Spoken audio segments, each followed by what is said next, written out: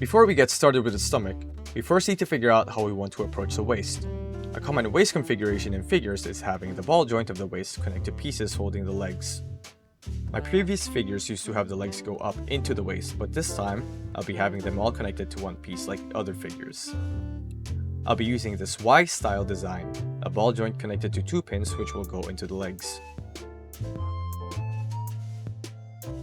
If you want to learn how to make one where I use ball joints instead, check out this video. I'll start by making a ball and socket joint. Once that's done, I'll get some floral wire and twist it into a shape like this around the stem of the ball joint. Then I grab a straw, stuff some hot glue inside, then insert it to the wires. Then I leave it to dry. I secure it with some epoxy sculpt, but you can secure it with super glue or hot glue and paper. Once I have the socket joints from the upper torso and waist, I cut out a long rectangular piece of poster paper, with the width matching the length of the stomach. I'll make a cylindrical piece that connects the two sockets, with their open parts facing outwards. Try and double the thickness and use hot glue to have a sturdy base. I get another much longer strip of paper with the same width as before, then make an oval-like shape around the cylinder piece. Try and double this up as well, maybe even triple it. You should have something like this once you're done. As for the waist, start by making an oval-like shape that's slightly larger than the oval of the stomach. Make this 2 or 3 layered with hot glue as the binders make it sturdy. Cut a hole in the middle that's a bit bigger than the stem of the ball joint, then cut a strip from the hole to the closest edge of the oval. Use this cut to finagle the oval into the Y-style joint just under the ball joint. This will serve as a base for the shell of our waist.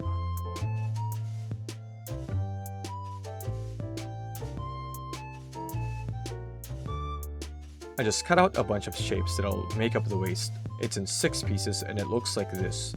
3 pieces make up the front and the side, and 1 larger piece make up the rear. 1 piece will separate the thighs and the last piece will form the crotch.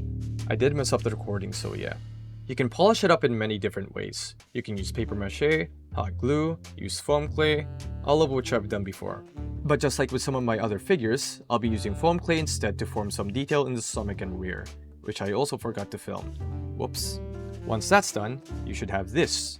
Now you might be wondering, gosh, how many months do I have to wait to see the next part now? Well, good news, the figure is actually complete. Well, the base version that is. Once a full tutorial is out, hopefully it'll be enough to help you make your own figures and let you customize them yourself. It'll be a bit before I fully finish the figure because I'm still waiting to get my hands on some skin tone paints.